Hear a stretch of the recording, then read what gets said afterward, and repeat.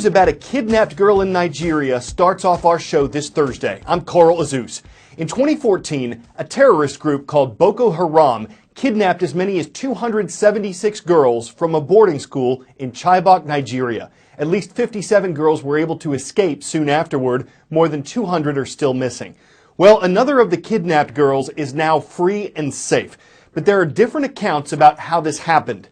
A witness who is on patrol with a vigilante group that fights Boko Haram says the girl just wandered out of the Sambisi forest and asked for help. She was with a baby and a man who identified himself as her husband and said he'd been kidnapped by Boko Haram on a separate occasion. The witness says the girl's been reunited with her mother. But Nigerian officials say government troops who were working with the vigilantes rescued the girl and that the man she was with is a suspected Boko Haram terrorist. The military says they're all getting medical attention and screening. Next today, there's a vote coming up in Britain that could change the makeup of the European Union. On June 23rd, Britons will go to the polls to decide whether to stay part of the 28-nation alliance or to exit from the EU and try to negotiate a new trade deal with the association. Before we get into the debate over this, here's an overview of the EU. What is the EU? The European Union is a group of countries that work together to create a single market. This allows goods, capital, services and people to move between the member states, as long as they follow the rules and they pay the entry fee. But we're getting ahead of ourselves. To start this story, we need to go right back to the end of World War II. After 6 years of fighting, Europe was decimated. Economies were collapsing and mistrust was rife as old enemies faced the prospect of recreating trade ties. France and previous occupiers Germany faced the difficult task of creating a unity for profit, so they started talking, mainly about steel and coal. In 1951, a total of 6 countries, France, Belgium, West Germany, Italy, Luxembourg and the Netherlands, reached their first accord by uniting the steel and coal industries, creating the European Coal and Steel Community, or the ECSC. They later introduced the European Economic Community, the EEC, in 1958. These two organisations are seen as the origin of the modern European Union that wouldn't adopt its new name until 1993. More than 6 decades later, the European Union now represents more than 500 million people across 28 countries and with a common currency, the euro, which generates an estimated 14 trillion euros in GDP per year. The premise: countries who are economically linked are less likely to have conflicts. But it isn't a totally happy marriage for many countries, as some are affected differently by world events. There have been arguments over financial regulations, bailouts and different approaches to migration.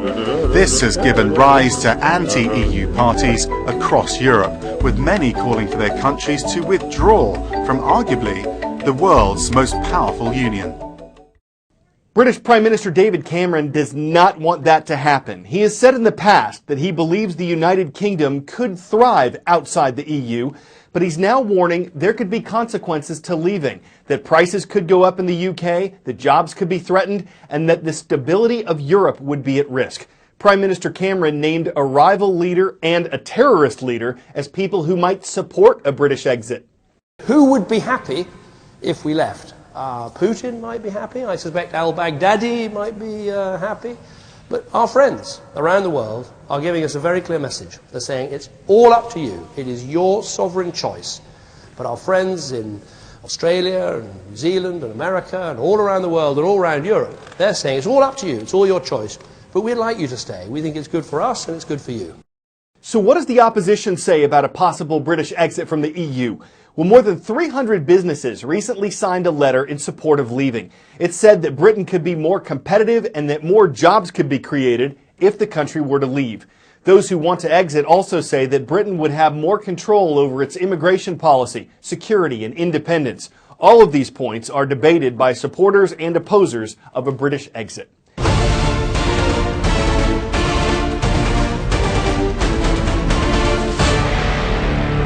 She is likely to be the Democratic nominee, barring something none of us can see right now. Then Senator Clinton beat then Senator Obama by more than 30 points, 35 points there in Kentucky back in 2008. Bernie Sanders has a lead of 625 votes. This has been switching back and forth over the last hour. Hillary Clinton now ahead.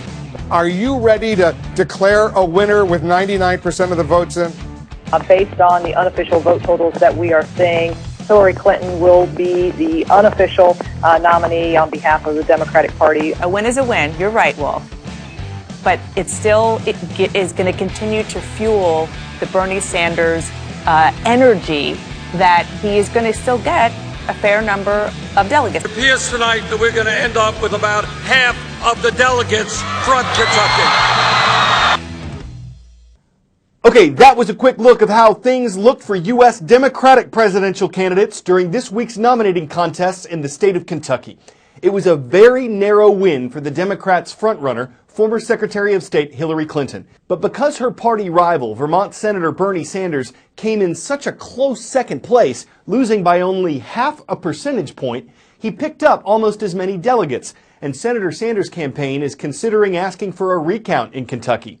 Oregon also held nominating contests on Tuesday. Sanders won in that state with 56% of the vote to Secretary Clinton's 44%. Here's how the delegate count currently looks for the Democrats.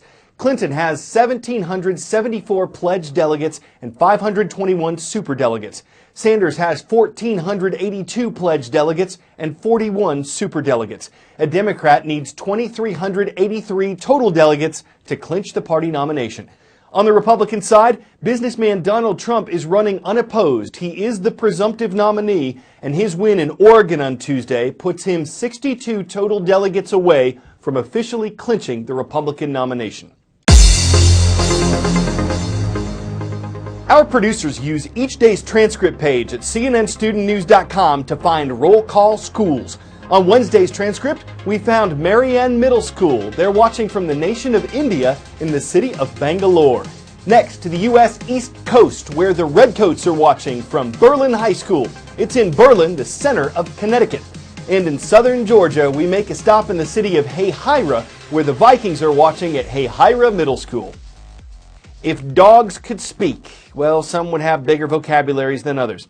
There's a project at Georgia Tech University that fits dogs with a special vest. The vest has a number of sensors on it, and the dogs are trained to bite or pull or touch one of the sensors with their noses, and then that particular sensor triggers a voice that speaks what's going on. There could be applications for guide dogs, hearing dogs, search and rescue dogs that could use a signal to point out a specific problem. But what does the training process look like? What's this? That is the frisbee. What's this? That is the ball. Good. Where's this? Yes, try again. That is the frisbee. Perfect. Here at Georgia Tech, we're developing technology that allows dogs to create messages. I heard the alarm. This research is really about allowing dogs to talk. God, get help. One of my very best research assistants is my border collie, Sky. Hey, buddy. He can say anything we give him the capability to say. So he can tell me the difference between what toys I'm holding up. What's this? That is the ball. He can tell the difference between what sound he just heard. I heard the doorbell. He can summon help with a medical alert vest. Get up. We put the vest on him, I showed it to him once, and then 27 seconds later he knew how to activate the sensor. The longest it took any of our dogs to understand the technology was 28 minutes. Any dog that's trainable would be able to do this kind of activation because they are based on things that dogs naturally do.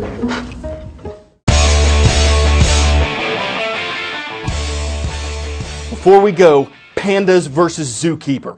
The worker at this panda breeding facility in China was just trying to clean up. But like two unruly toddlers, the pandas teamed up to keep the mess messy, and the basket of leaves had no chance. Fortunately for the zookeeper, these are just panda cubs, and she's able to just scoop them up at one point and relocate them. But forget about this when they grow up and weigh 200 pounds each. Then they'll truly be beasts of burden, leaving caretakers or beartakers bamboozled with their pandemonious pantics and pandazzling shenpandigans that may be obstrepanderous but are anything but pandantic. I'm Carl Azuz, and I'm glad I got through that.